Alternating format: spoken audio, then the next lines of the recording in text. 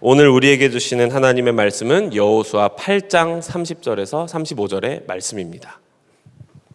그 뒤에 여호수아는 에발산 위에 주 이스라엘의 하나님을 섬기려고 제단을 쌓았다.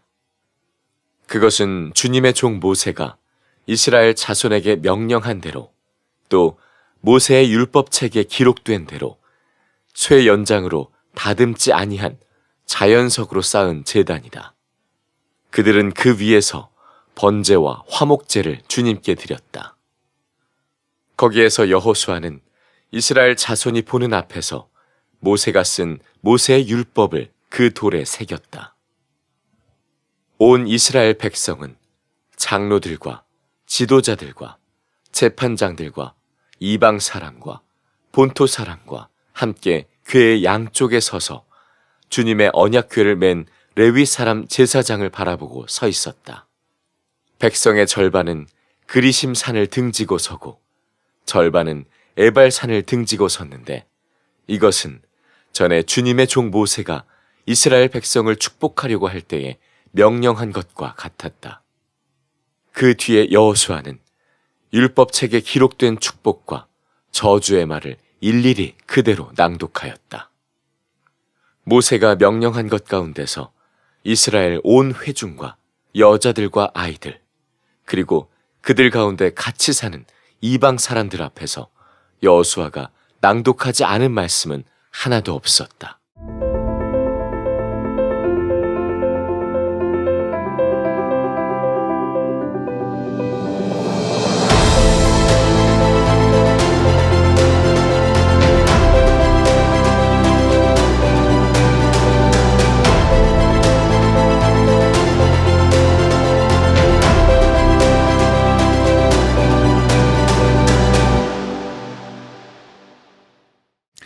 손흥민 축구 선수 아마 다 아실 겁니다. 그의 아버지 손웅정 선생님께서 쓰신 책이 있습니다. 모든 것은 기본에서 시작한다.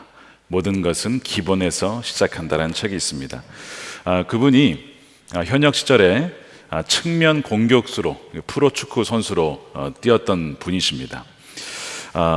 자신이 그 공격수였지만 자신에게는 어떤 수비수 하나 이렇게 제낄 만한 어떤 발기술이나 개인기가 없었다고 해요.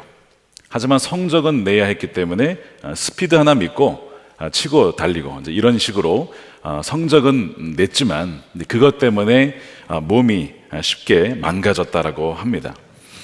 그의 아들 흥민 선수가 되기 전에 아빠 나 축구하고 싶어요. 너 진짜 축구할 거야? 너 정말 힘든데? 진짜야? 정말 하겠다고 하니까 그러면 이 아이를 가르쳐야 될 텐데 이 축구 철학이 중요하잖아요. 뭘로 가르쳐야 되는가 고민을 하다가 축구 철학을 세웠습니다. 그의 축구 철학은 굉장히 명확한데요. 나처럼 하면 안 된다 이겁니다. 나처럼 하면 안 된다가 축구 철학입니다. 그래서 자신과 정반대의 시스템을 갖추고 가르쳐야 한다라는 확신을 갖게 돼요. 그가 본 한국 축구의 고질병은 과정은 생략하고 결과에만 집착하는 데서 시작된 병이다. 그가 이렇게 진단을 합니다. 예를 들어서 소위 그 간결한 순두부 볼터치라고 하죠. 공이 딱 떨어졌을 때 탁 그냥 사뿐하게 받는, 이거는 하루아침에 내는 게 아니라 완전 그 기본기가 갖춘 사람들만이 할 수 있는 거라는 거죠. 그래서 손흥민 선수의 기본기를 채우기 위해서 몇 년을 썼을까요? 어떤 사람들은 한 6개월이면 한다 하지만 1년이면 한다 하지만 여러분 아닙니다. 7년 걸렸다고 해요. 7년. 기본기에 7년. 365일 쉬지 않고 친척 집에 놀러 가지도 못하게 하고 그렇게 쉬지 않고 훈련을 시켰다고 해요. 하루를 쉬면 본인이 알고 이틀을 쉬면 가족이 알고 3일을 쉬면 관객이 안다는 말처럼 쉬지 않고 그 아이에게 기본기를 가르치는 데에 전력을 기울였다는 거예요. 그가 이런 고백을 합니다. 나는 농부의 마음이다. 365일 파종한다. 하루라도 손을 놓으면 열매를 거두기 어렵다. 농부가 씨를 뿌린다고 해도 열매를 맺는 건 아닙니다. 날씨가 되어야 돼요. 비가 내려야 열매를 맺을 수 있죠. 반대로 아무리 비가 내려도 씨를 뿌리지 않고 개간을 하지 않으면 열매가 맺혀지지 않아요. 그러니까 성경의 원리는 심은 대로 거두는 거예요. 그 사람이 무엇을 심었느냐에 따라서 열매가 달라지죠. 이 손흥민 선수가 2010년 분데스리가 데뷔를 하고 첫 골을 넣었을 때 뉴스에 난리가 났답니다. 혜성 같은 존재가 나타났다. 근데 이 아버지는 그거를 인정하지 않는다는 거, 동의할 수 없다. 어느 분야든 혜성처럼 나타난 사람은 없다는 거예요. 보이지 않았을 뿐 오랜 시간을 준비하고 기본기를 갖추었다가 그때에 단지 발현된 것 뿐이지 갑자기 혜성이 될 수 있냐? 그렇지 않다라고 말씀을 해요. 그래서 이 손흥민 선수는 이 아버지의 뼈아픈 경험, 나처럼 하면 안 된다라는 거기서 얻은 결론으로 이 아들부터는 기본에서 다시 시작해서 키워진 선수다. 뭐 그런 내용이 거기에 써 있습니다. 제가 여러분 왜 이 이야기에서 시작할까요? 오늘 본문 말씀은 사실 좀 이렇게 그냥 지나가기 쉬운 말씀 중에 하나입니다. 이 8장 후반부에 이 본문이 사람들이 잘 다루지 않는 부분이지만 사실 굉장히 중요한 부분이에요. 왜냐하면 다시 기본기를 점검해야 된다는 것을 말씀하고 있기 때문에 그래요. 지금 여호수아와 이스라엘은 3전 2승 1패입니다. 여러분 꽤 괜찮습니다. 이 정도면 예선 통과합니다. 문제는 그게 아니에요. 지금 결과 중요한 게 아니에요. 기본기가 되었느냐, 이걸 점검하지 않으면 분명 나중에 여정을 가다가 중간에 무너집니다. 그래서 이쯤 다시 기본기를 점검해야 된다는 것이 오늘 본문 말씀이에요. 그것이 뭐냐면 하나님과의 언약을 다시 되새기고 갱신하는 과정을 갖는 것이죠. 그래서 에발산에 제단을 쌓고 거기에 하나님께 예배를 드리고 이제 거기에 돌을 세운 것에다가 말씀을 새기는 일을 하게 되는데, 이것은 여호수아의 아이디어가 아닙니다. 하나님이 모세를 통해서 이미 주셨던 말씀이에요. 자, 신명기 27장 4절 말씀이 이렇게 되어 있습니다. 이제 모세가 했단 말이죠. 당신들이 요단강을 건너거든 내가 오늘 당신들에게 명한 대로 이 돌들을 에발산에 세우고 그 위에 석회를 바르십시오. 또 거기에서 주 당신들의 하나님께 드리는 제단을 만들되 쇠 연장으로 다듬지 않은 자연석으로 제단을 만드십시오. 8절에 당신들은 이 돌들 위에 이 모든 율법의 말씀을 분명하게 기록하십시오 라고 명령을 내립니다. 자, 그래서 이제 아이성 그 전투 이긴 다음에 이동을 해서 세겜이라는 곳에 가요. 이 세겜을 중심으로 여러분 북쪽은 에발산이고 남쪽은 그리심산입니다. 이 세겜이 어떤 곳이냐? 세겜은 아브라함이 가나안 땅에 처음 와서 제단을 쌓았던 곳이 바로 세겜입니다. 나중에 야곱이 이 세겜의 땅을 사게 되죠. 굉장히 의미가 있는 바로 곳이에요. 그래서 이 세겜을 중심으로 산이 나눠져 있는데 이 에발산에 사람의 손을 거치지 않은 자연석으로 제단을 쌓고 예배를 드리는데 번제와 화목제를 드려요. 번제는 죄사함이거든요. 그러니까 아간과 이스라엘이 사실 범죄한 것이죠. 그것을 다시 한번 주님께 회개하며 제사를 드림으로써 우리 저를 용서해 주십시오라고 이제 예배를 드리는 것이고, 두 번째는 화목제는 이 감사제라고 하죠.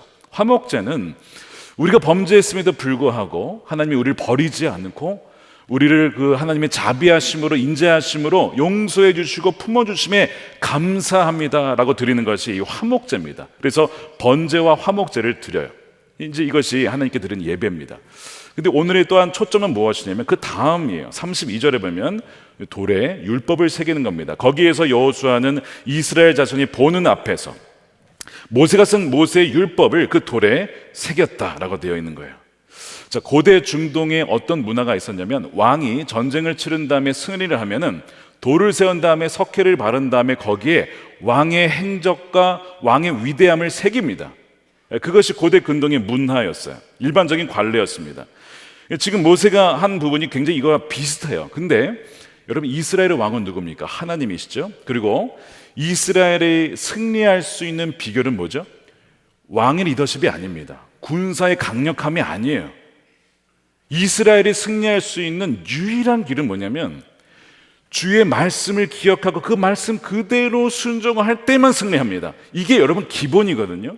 기본이에요. 그래서 여러분 기억나시죠? 여호수아 1장 7절 8절 말씀 보세요. 오직 너는 크게 용기를 내어 나의 종 모세가 너에게 지시한 모든 율법을 어떻게 하라고요?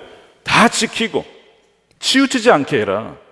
그러면 너가 어디를 가든지 너는 형통할 거야, 성공할 거야 라고 말씀하십니다. 8절에 이 율법책의 말씀을 늘 읽고 밤낮으로 그것을 공부하고 묵상해서 이 율법책에 쓰여진 대로 모든 것을 성심껏 실천해라. 자, 여기서 말하는 율법책은 사실 모세오경, 창세기, 출애굽기, 레위기, 민수기, 신명기 말씀이지만 하나님의 말씀을 통틀어 말씀하는 거죠.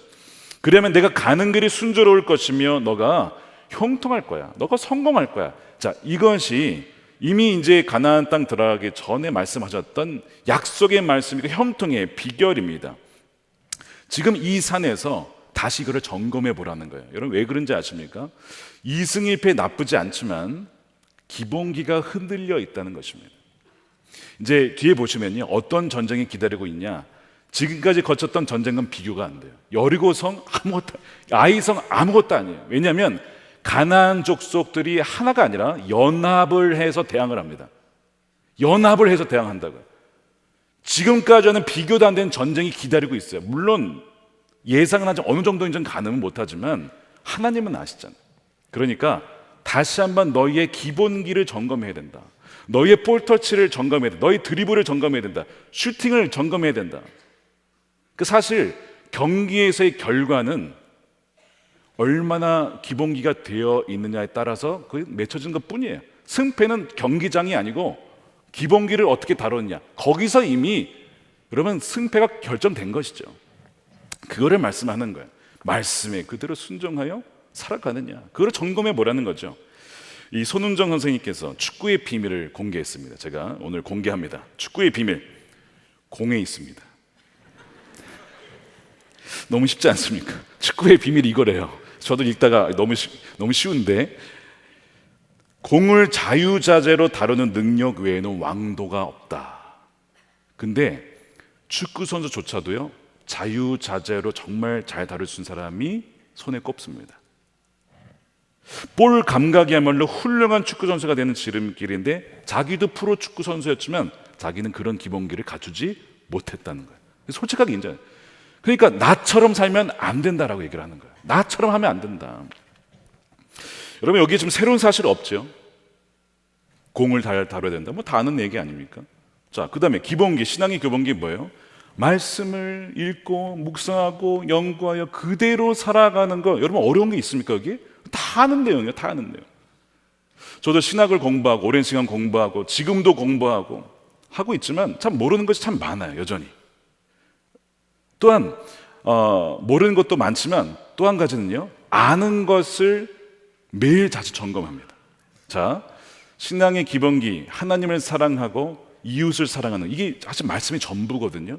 자, 내가 오늘 행한 것이 이웃을, 우리의 동역자들을, 성도를 사랑하는 것인가? 이 기본기예요. 날마다 점검해야 돼요. 이것은 날마다 점검해야 됩니다. 여기에서 흐트러지면요 다 무너지는 거예요.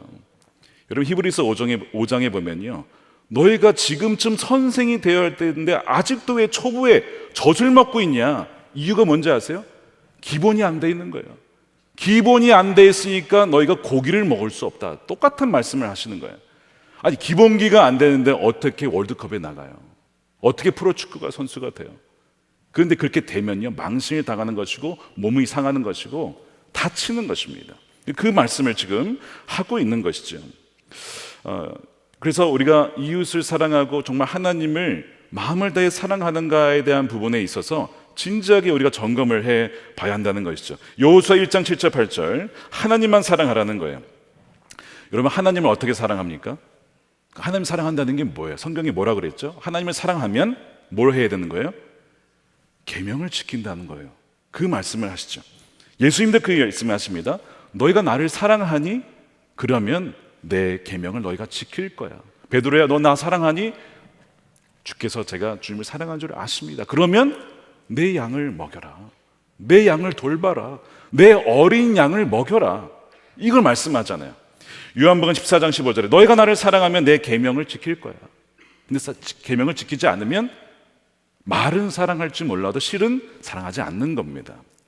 21절에 내 계명을 받아서 지키는 사람은 나를 사랑하는 사람이요, 나를 사랑하는 사람은 내 아버지의 사랑을 받을 것이다. 그리고 나도 그 사람을 사랑하여 그에게 나를 드러낼 것이다. 예수님을 드러내신대요. 누구에게요? 계명을 지키는 사람. 왜냐하면 그 사람이 나를 사랑하는 사람이기 때문에 예수님의 자신을 더 그분에게 계시로 알려주시고 드러내시고 증거하시는 겁니다. 왜 나는 예수님을 잘 모를까요? 아무리 말씀을 읽어도 잘 몰라요. 왜 그럴까요? 순종하는 그 훈련을 하지 못해서 그렇습니다. 기본기가 안 되어 있기 때문에 더 나아갈 수가 없는 거예요. 주님과의 그 여정을 더 나아갈 수가 없는 것이고 멈추게 되는 것입니다. 여러분, 계명 지키는 것이 여러분 쉽습니까? 사실 쉽지 않죠. 굉장히 어렵기도 하고요, 무거운 짐처럼 느껴질 때가 있어요. 왜냐하면 이 계명을 지킨다는 것에는 뭔가를 포기하는 것이 있어요. 한계를 짓는 그 의미가 있기 때문에 그렇습니다.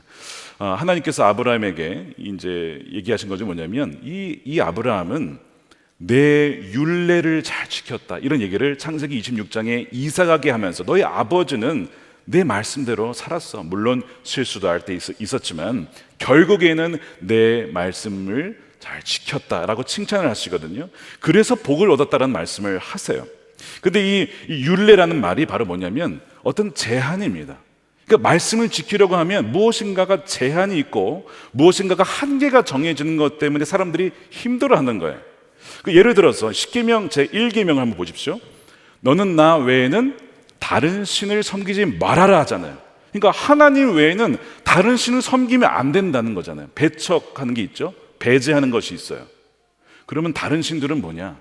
여러분, 이거는 가짜 신이죠. 우상입니다. 신처럼 보일 뿐 신은 아니에요. 근데 사람들이 왜 이것을 좋아하냐면 쾌락을 주죠, 권력을 주죠, 이런 걸 주니까 너무 사랑하는 거야. 그래서 사람들이 만들어진 신을 섬기게 되는 겁니다.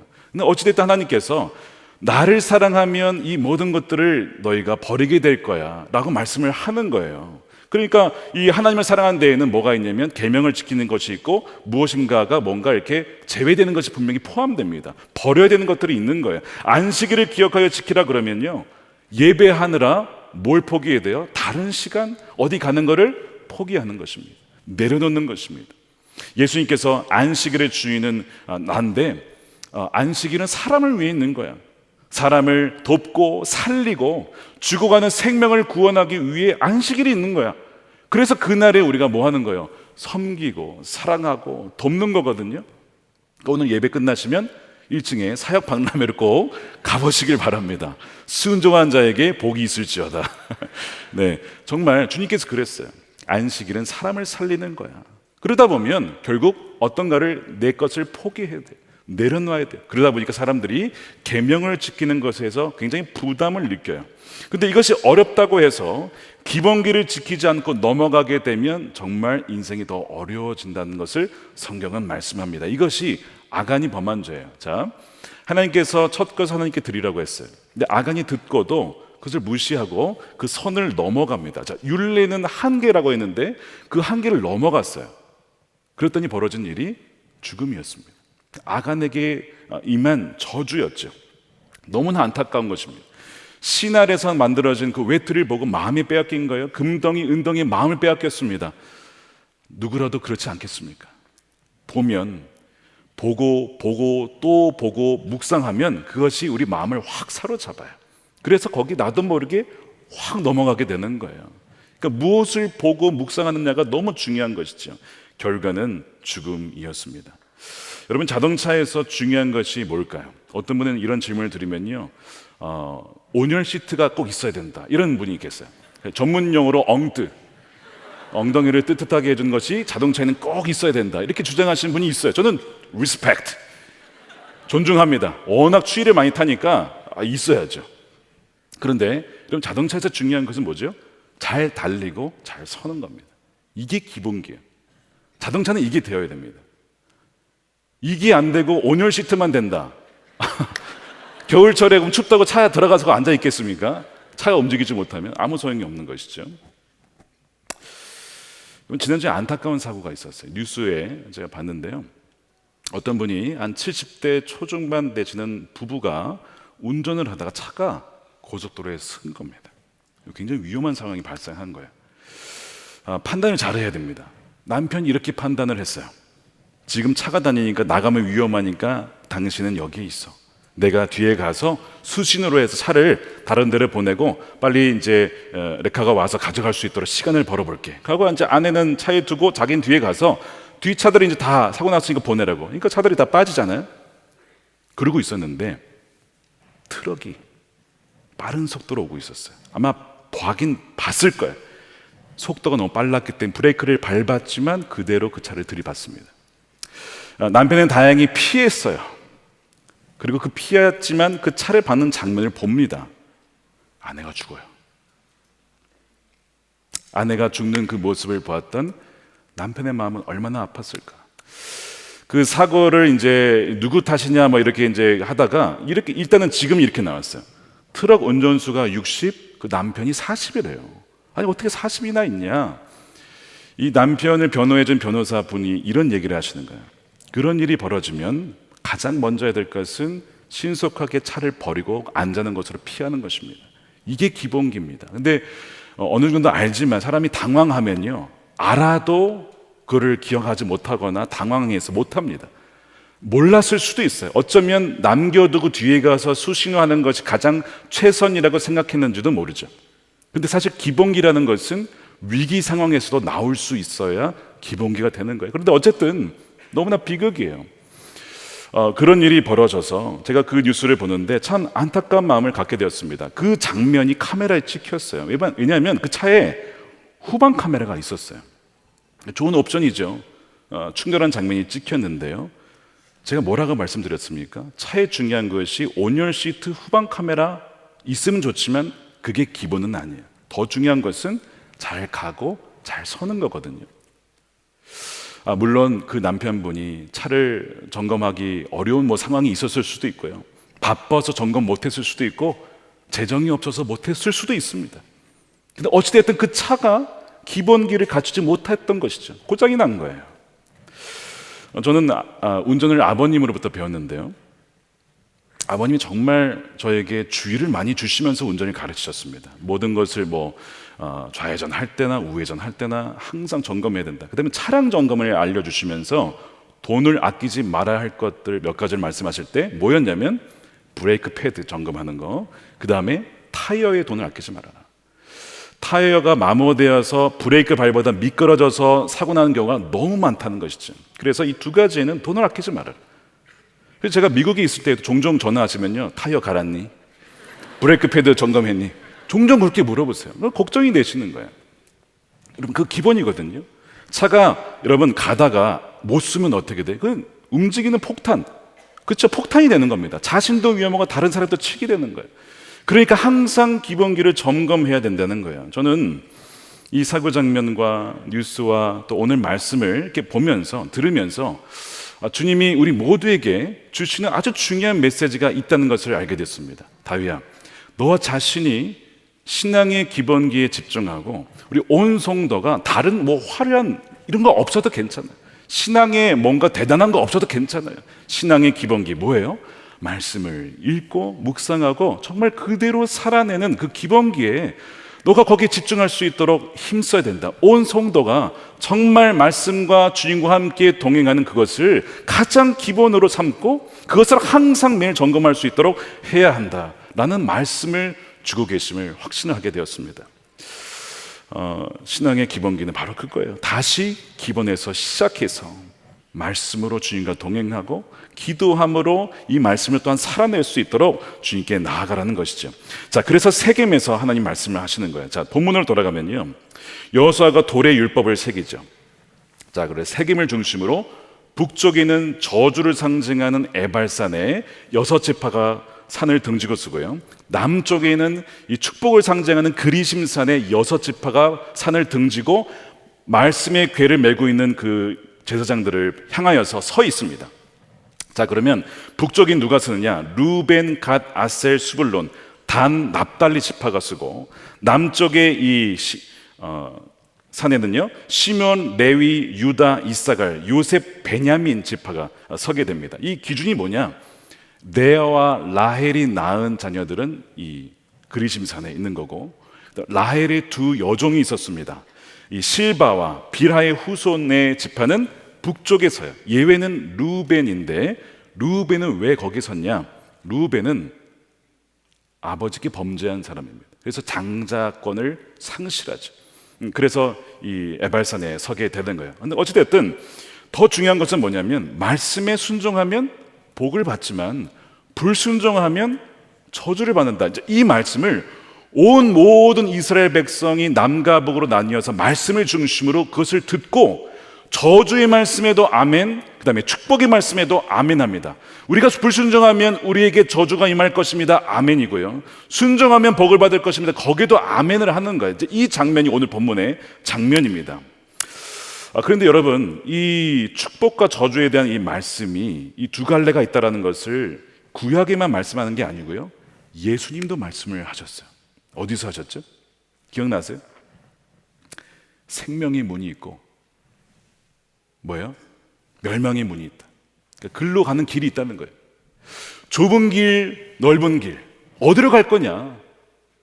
생명으로 가는 길은 그 좁다는 거예요. 좁은 문을 통과해야만 된다는 것이고, 사람들이, 근데 대부분의 사람들이 넓은 문으로 가는데 그 길을 가면 멸망의 길, 파멸의 길, 죽음의 길이라는 거예요. 그러므로 어떻게 하라 그랬어요? 좁은 문 들어가기를 너희가 힘써야 된다. 여러분, 이것이 물론 성령에 의해서 우리가 가는 거지만 분명히 주님이 힘써야 된다, 찾아야 된다, 우리의 어떤 의지가 필요하다는 것을 분명히 말씀을 해요. 그렇지 않으면 그냥 세워라 내워라 흘려서 세태 휩쓸려서 우리는 나도 모르게 넓은 문으로 들어가게 되고 파멸의 길로 가게 된다는 겁니다. 예수님이 이거 말씀하셨잖아요. 그게 어디에서 하신 말씀이에요?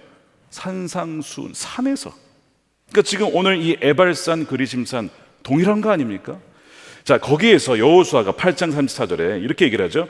그뒤 여호수아는 율법책에 기록된 축복과 저주의 말을 일일이 그대로 낭독하였다. 자, 그래서 저주에 대한 말씀에도 아멘을 하는데 신명기 27장에는 저주의 말씀이, 28장에는 순종하면 받는 복에 대해서, 나중에 여러분 예배 끝난 다음에 집에 가셔서 27장과 신명기 28장 한번 꼭 읽어보시기 바랍니다. 어떤 저주와 복이 약속되어 있는지를 한번 보시기 바라요. 자, 일부 27장 15절에 보면 이렇게 되어 있습니다. 주님께서 역겨워하시는 우상을 새기거나 부어 만들어서 그것을 은밀한 곳에 숨겨놓는 자는 저주를 받는다 하면 모든 백성은 아멘하고 응답하십시오. 아버지와 어머니를 공경하지 않고 업신 여기는 자는 저주를 받는다 하면 모든 백성은 아멘하십시오. 이 율법 가운데 하나라도 실행하지 않는 자는 저주를 받는다 하면 모든 백성은 아멘하십시오. 에발산에 있는 사람들은 이 말씀을 듣고 아멘을 하는 거예요. 우리가 불순종하면 이런 벌을 마땅히 받을 것입니다. 이렇게 아멘을 하게 되는 거죠. 근데 저는 이 말씀을, 이 저주에 대한 말씀을 읽는데요, 이 저주의 말씀이긴 하지만 이것이 사실은 우리에게 주시는 생명의 말씀임을 알게 됐어요. 왜 그런가? 저는 어릴 적부터 자라나면요 늘 들었던 말씀이 있습니다. 거의 매일같이 들었던 말씀이 뭐냐면, 학교를 갈 때, 유치원을 가든 횡단보도를 건널 때 그냥 건너면 안 된다, 빨간불에 건너면 큰일 난다, 이 말을 계속 들은 거예요. 그래서 건널 때 그걸 확인을 하고, 파란불에 건너야 되지만 손을 들어야 되고, 그 다음에 차가 오는지를 꼭 확인하고 건너야 된다, 이 말을요 매일 들었어요. 저는 왜 부모님이 이 말씀을 그렇게 할까? 저는 어렸을 때부터, 제가 기억이 나는 때부터 거의 중학교 갈 때까지 이 얘기를 매일같이 들은 거예요. 좀 너무 심하다, 이제 알아듣는다고, 안다고요 저도 이제. 그래도 계속 말씀을 하시는데 나중에 왜 그렇게 하신지 알았어요. 저희 가정에 교통사고로 자녀를 잃은 아픔이 있었던 것을 나중에 저는 이제 커서 안 거죠. 어리니까 차가 오는 줄도 모르고 길을 건넜다가 목숨을 잃었어요. 기본기를 제대로 가르치기도 전에, 기본기가 무엇인지 알기도 전에 그렇게 된 겁니다. 그러니까 부모님께서 제가 어릴 때부터, 말귀를 알아들을 때부터 말씀을 하신 게 뭐냐면, 횡단보도 건널 때 차 주의해야 된다, 손을 들고 건너야 된다, 그냥 건너면 안 된다. 그 마음에 무슨 말이에요? 뭐뭐 하지 말아라가 아니라 보호하고 싶어서, 생명을 보호하고 싶어서 주신 말씀이었다는 것을 나중에 커서 철이 들고 나서야 알았어요. 그러니까 제 마음에는요 그 부모님의 메시지가 여전히 새겨져 있는데, 마치 그것이 주님이 저에게 주신 것처럼 제 영혼에 새겨져 있는 거예요. 그래서 그것이 어떤 안 된다, 하지 말아라 라는 속박이 아니라 뭘로 느껴져요? 안전벨트, 저를 지켜준 안전벨트와 같이 느껴지는 거예요. 보호해준 것처럼 느껴지는 거예요. 생명의 말씀으로 여겨지는 것입니다. 저도 이제 아이들 낳다 보니까요, 저도 모르게 건널 때 어떻게 해야 돼? 빨간불에 안 된다, 아무리 차가 없어도 조심해야 된다, 확인해야 된다, 그걸 가르치니까요, 막내가 어디를 가든지 이러면서 건너는 거예요. 어디를 가든지 이러면서. 효과가 있는 것이죠. 기본기를 가르쳐야 됐다는 것이죠. 그러니까 여러분, 이 저주의 말씀이 우리를 저주하라고 주신 말씀이 아니에요. 우리가 죽을까 봐, 정말 우리가 죽을까 봐 사랑하셔서 오죽 사랑하신 이 저주의 말씀 얼마나 많은지 몰라요. 이게 저주 받아라가 아니고 너희 살아야 된다, 너희 살아야 돼, 죽으면 안 돼. 그 간절한 그 부모님의 마음, 자녀를 잃었던 그 아픔으로 자녀를 사랑하는 마음으로 했던 그 애절한 마음으로 주시는 거예요. 그러니까 이 에발산인 사람들은 다 저주받은 사람들이 아니잖아요. 왜 아멘 하는지 아세요? 그 아버지 하나님의 마음의 심정이 느껴지니까 아멘, 저희가 불순종하지 않겠습니다, 불순종하지 않겠습니다, 아멘, 아멘, 순종하겠습니다, 이렇게 아멘으로 답하는 것입니다. 여러분, 결혼할 때 서약하시죠? 억지로 하신 분 계십니까? 유기성 목사님도 그렇고 저도 이제 주례를 할 때 서약하기 전에, 자, 하기 싫으면 이제 이때 그만둬야 됩니다. 여기서 더 진행되면 이제 돌이킬 수가 없으니까 마음에 안 들면 여기서 그냥 끝내야지 뭐 어떻게 했어. 그래서 이제 서약을 하게 되는데, 서약의 기본이 뭐예요? 다른 뭐 고백이 많지만 핵심은 이겁니다. 당신만을 사랑하겠습니다, 이거잖아요. 내가 아내를 사랑함으로 뭘 포기하는 거예요? 아내 외에 이 지구상의 모든 여성에 대한 거는 다 포기하는 거예요, 이제. 그거죠. 그러니까 사랑하면 뭘 해든 포기하는 거예요. 제한이 생겨요. 남편을 사랑하기 때문에 다른 모든 남자에 대한 가능성은 다 죽는 거야, 이제. 그거를 서약하는 거예요. 여러분, 이게 의무입니까? 무겁습니까? 힘듭니까? 사랑하면 당연히 그렇게 하는 거예요. 아내만을 사랑하고 남편만을 사랑하고. 그래서 아내를 사랑하기 때문에 다른 뭐 이렇게 예쁜 여성을 보면 그게 재앙인 거죠, 이제. 조심해야 되는 거예요. 조심해야 돼. 우리 아내만을 사랑. 모든 가능성 다 죽는 거예요. 그게 결혼 서약, 이게 기본기입니다, 이게. 근데 사실 왜 가정이 무너져요? 기본기가 안 되는 거예요. 어떤 사람이 그래요. 나는 결혼을 해도 사랑에는 한계가 없는 거 아닙니까? 사랑에는 바운더리가 없대. 그런 얘기 할 수 있죠. 사랑은 다 포용하는 거래, 이거예요. 그러니까 나는 아내도 사랑하고 다른 여성들도 사랑하겠다. 그러면 이제 서약하면 안 되는, 거기서 서약하면 안 되는 거죠. 근데 이게 안 되니까, 선을 넘어가니까 문제가 발생하는 거예요. 이게 사랑에 한계가 없다고 해서 좋을 것 같지만 넘어가면요, 이게 이제 재앙입니다. 파탄이라는, 엄청난 아이들의 상처를 받게. 그러니까 기본기가 안 된 상황에서 결혼 생활을 시작을 하고, 그런 식으로 계속 경기를 치르고 어느 정도 점수는 내겠지만 승리도 해요. 2승 1패. 그러나 그대로 계속 가게 되면요, 많은 사람들의 상처를 주게 돼요. 다시 기본으로 돌아가야 돼요, 날마다. 좀 부끄럽지만 저와 아내가 매일 아침에 일어나면 하는 것이 굿모닝 키스. 죄송합니다. 굿모닝 키스까지는 아니고 뽀뽀. 그 다음에 포옹입니다. 포옹. 여러분, 이게 별거 아닌 것 같지만요, 그 굉장한 사랑의 표현이죠. 그걸 통해서 부부는 하나다, 당신만을 사랑해.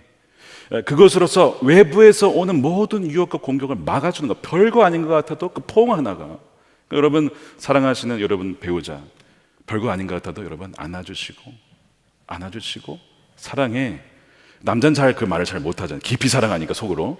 근데 여성은 사랑해라는 말을 들을 때 사랑받는다라고 느껴요. 대부분 그렇습니다. 남자는 인정해 줄 때 사랑받는다라고 느껴지지만 그게 달라요. 어쨌든 그것이 너무 중요한 것입니다. 그래서 여러분, 사랑한다는 것이 배제하고 무엇인가를 어떤 포기하는 것이 있지만 기쁘게 그렇게 하는 것입니다. 기쁘게. 이것이 무거운 짐이 아니라는 거예요. 얼마 전에 어떤 분이 그러시는 거예요.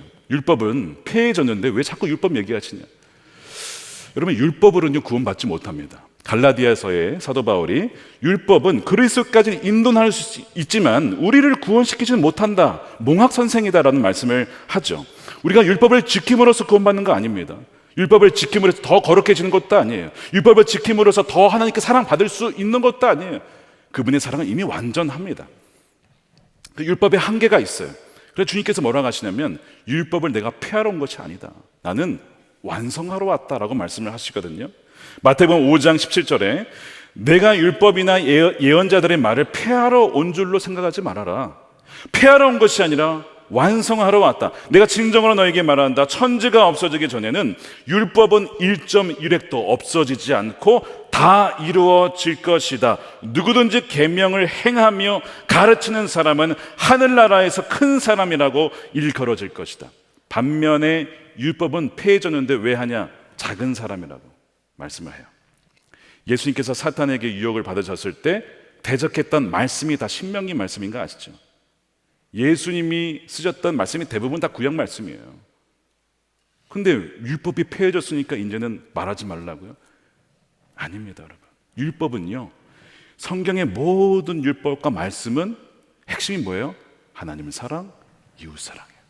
하나님을 어떻게 사랑해야 됩니까? 거룩히 안식일을 지켜야 된다. 이웃을 어떻게 사랑해야 됩니까? 도둑질을 하면 안 돼. 간음하면 안 돼. 누구 빼앗으면 안 돼. 그것이 이웃을 사랑하는 거예요. 그러니까 모든 율법은 다 뭐예요? 사랑, 어떻게 사랑하는지를 보여주는 거예요. 소 입에 망을 씌우지 말아라. 이게 도대체 우리랑 무슨 상관이냐? 동물을 보호해 주라는 거예요. 일한 사람들 마땅히 일한 그 대가를 받을 수 있도록 해줘야지. 착취하지 말라는 거예요. 노동 착취하지 말라는 것입니다. 이게 다 율법이지만 다 뭐예요? 사랑이에요. 그러니까 율법은 다 사랑입니다. 그래서 오늘 말씀에 이제 순종하면 받는 복에 대한 말씀이 이제 나오는데, 오늘 본문엔 자세히 나오지는 않지만 신명기 28장에는 그것이 나와요. 자, 이렇게 한번 해봅시다. 여기가 이제 여호수아와 제사장들이 이제 언약궤를 메고 서 있고, 여호수아가 그리심산, 자, 여기가 지금 다 그리심산이에요. 이제 여러분들이 그리심산에 서 있는 그 6지파라고 생각해 보세요. 제가 이제 복에 대한, 순종하면 받는 복에 대한 말씀을 할 때마다 마지막에 여러분 크게 아마 아멘을 해보시기 바랍니다. 다 할 수는 없지만 몇 가지만 해볼게요. 당신들의 하나님의 말씀에 순종하면 이 모든 복이 당신들에게 찾아와서 당신들을 따를 것입니다. 당신들에게 대항하는 적들이 일어나도 주님께서는 당신들이 보는 앞에서 그들을 치실 것이니 그들이 한 길로 쳐들어왔다가 7길로 뿔뿔이 도망칠 것입니다. 주님께서 명하셔서 당신들의 창고와 당신들의 손으로 하는 모든 일에 복이 넘치게 하실 것입니다. 그리하여 주 당신들의 하나님이 당신들에게 주시는 땅에서 당신들에게 복을 주실 것입니다. 그리심산에서 6지파 온 이스라엘 백성들이 아멘, 아멘, 아멘. 복을 받기 위해서가 아니라 그저 하나님이시기 때문에, 하나님의 말씀이기 때문에 순종하겠다는 그런 고백을 하는 거예요. 근데 여기에 34절에 보면 누가 포함되어 있느냐? 여자들과 아이들, 즉 다음 세대가 포함되어 있어요. 다음 세대 아이들의 그 어린 목소리로 아멘, 아멘, 상상이 됐어요. 아이들에게도 말씀을 가르치고 온 회중이 공동체 성경 읽기를 하는 것이죠. 그리고 아이들도 거기에 아멘을 하고 있는 거예요. 왜 그렇죠? 다음 세대가 너무 중요하니까. 우리 세대만 그렇게 될 것이 아니라 다음 세대에도 이 유산을 물려줘야 되니까 여호수아는 그 다음 세대 앞에서도 저주와 또한 축복의 말씀을 하면서 이 약속을 들려줬던 것입니다. 신앙의 기본기를 어릴 적부터 갖춰줘야 되기 때문에 그런 거예요. 요즘에 사순절이라 매일 가정 예배를 드리고 있어요. 저희도 매일은 원래 못했는데 사순절이기 때문에 더욱 지금 하고 있습니다. 생각해 보니까요, 때가 되면 아이들이 가정의 둥지를 떠날 때가 오죠. 이미 떠나신 분들도 계실 거고 아직 있는 분들도 있을 거예요. 저희 첫째가 이제 2년 반이면 대학을 갑니다. 얼마 안 남았더라고요. 우리 가정에 있을 수 있는 시간이 얼마 안 남았어요. 시간이 많을 줄 알았는데 많지 않아요. 이런 생각이 드는 거예요. 대학에 들어가면, 사회 가면 이 아이가 바벨론과 같은 세상에서 견뎌낼 수 있을까? 다니엘이 어린 시절에 바벨론에 갔지만 거기에서 정말 신실하게 지켜냈는데 정말 이 아이가 그렇게 준비가 됐을까? 제게 확신이 없었어요. 그래서 이 기간을 삼아서 우리 아이들에게 길게는 못해도 10분만이라도 오늘 우리 함께 읽는 통독 말씀을 읽고 우리 함께 말씀 읽은 것을 다 나누고 다 손잡고 기도하는 거예요. 하나님, 이 말씀 주심에 감사합니다. 이 말씀대로 살아갈 수 있는 힘은 우리에게는 없지만 성령께서 살아갈 수 있도록 힘을 주십시오. 우리 아이들 가는 곳마다, 학교에서, 교회에서, 가정에서 만난 모든 곳에 하나님이 항상 동행하여 주시고 인도하여 주옵소서. 여러분 10분이면 여러분 좋게요. 뭐 많은 시간은 아니지만 10분만 드려도요, 아이들이요 그 말씀을 듣고 새기게 돼요. 뭐가 생기는 거예요? 기본기가 생기는 것입니다. 그리고 이제 세상으로 보내는 거예요. 그러면 다니엘이 비록 어릴 적에 바벨론에 갔지만 그의 그 어릴 적 기본기가 탄탄하니까 핍박이 와도 하루에 3번 굴하지 아니하고 하나님께 예배하고 기도하고 나아가잖아요. 사랑하는 여러분, 여러분들의 자녀들이 다니엘처럼 어릴 적부터 신앙의 기본기가 튼튼한 자녀로 자라가기를 축복합니다. 오늘 이 말씀 그대로 순종할 때 그 복이 임할 거예요. 사실 이 모든 저주와 축복에 대한 것이 누구에게 있냐면 주님께 있어요. 주님이요 우리가 받아야 될 모든 저주를 어디에서 받으셨어요? 십자가에서 다 받으셨어요. 우리는 이 말씀을 100%다 살아내질 못해요. 그러면 저주를 받는데 이미 주님이 그 저주를 십자가에서 다 받으셨어요. 너가 넘어지지 쓰러지지 괜찮아, 다시 일어나 회개하고 나한테 오면 내가 너 그 저주를 내가 다 치렀어. 그리고 너에게 주어진 그 모든 신령한 복은 다 내 안에 있어. 자, 여러분 보십시오. 에베소 1장 3절 말씀을 읽고 우리 마칠 텐데 우리 함께 읽어보겠습니다. 시작. 우리 주 예수 그리스도의 아버지이신 하나님을 찬양합시다. 하나님께서는 그리스도 안에서 하늘에 속한 온갖 신령한 복을 우리에게 주셨습니다.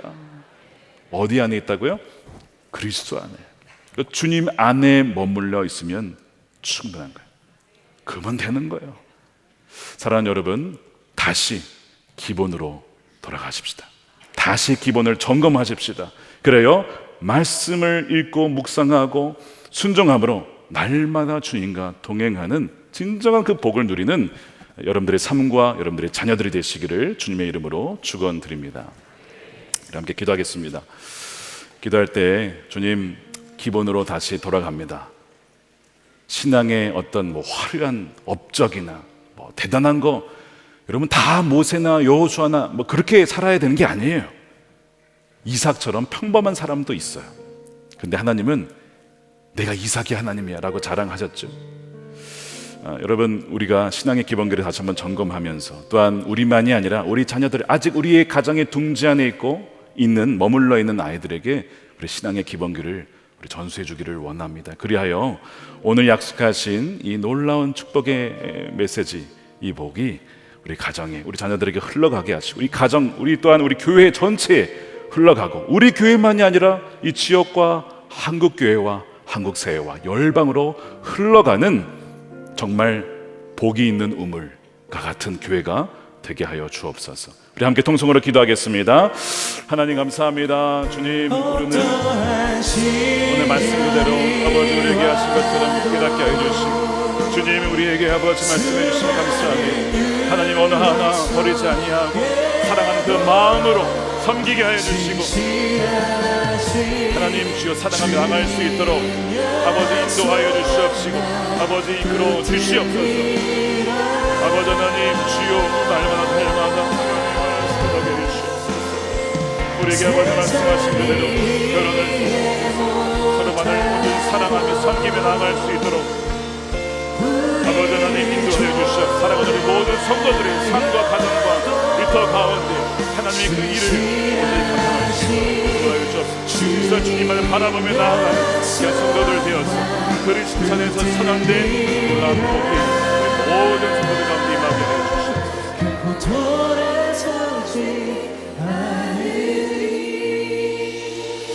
하나님 감사합니다. 오늘 이 세겜에서 에벨산과 그리심산에서 선포한 메시지 주님 그것이 오늘 우리에게 온전히 새겨져서 말씀에 순종한 자에게 임하는 놀라운 복이 임하게 하여 주시옵소서.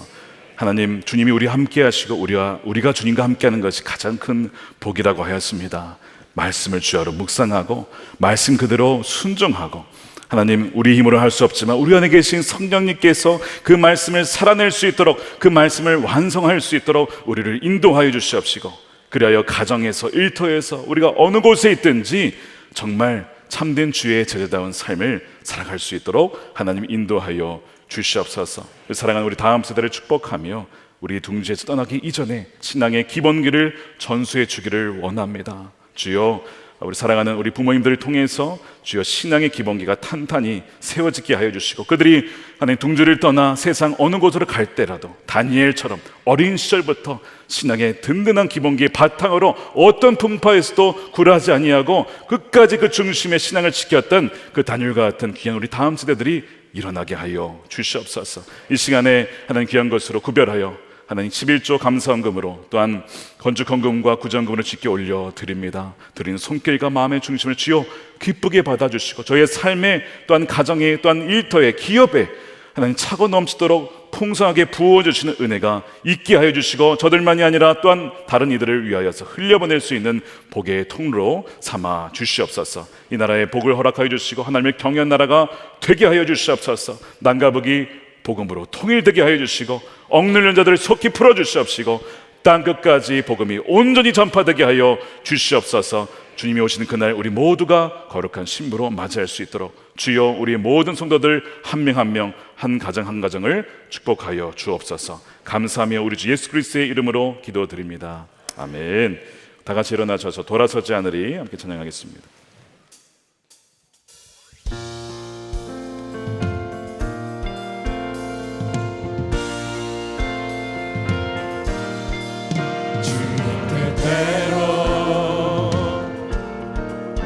살기로 했네. 주님 뜻대로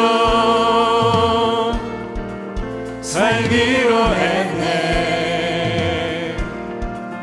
주님 뜻대로 살기로 했네. 뒤돌아서지 않겠네. 이 세상 사람 날 몰라줘도, 이 세상 사람 날 몰라줘도, 이 세상 사람 날 몰라줘도, 이 세상 사람 날 몰라줘도 뒤돌아서지 않겠네. 뒤돌아서지 않겠네. 뒤돌아서지 않겠네. 두 손 들고 찬양합니다. 어떠한 시련이, 어떠한 시련이 와도 수많은 유혹 속에도 진실하신 주님 약속만 붙들리라. 세상이 이해 못하고 우리를 조롱하여도 진실하신 주님 약속만 붙들리라. 어떠한 시련이 와도, 어떠한 시련이 와도 수많은 유혹 속에도 진실하신 주님 약속만 붙들리라. 세상이 이해 못하고 우리를 조롱하여도 진실하신 주님 약속만 붙들리라. 돌아서지 않으리.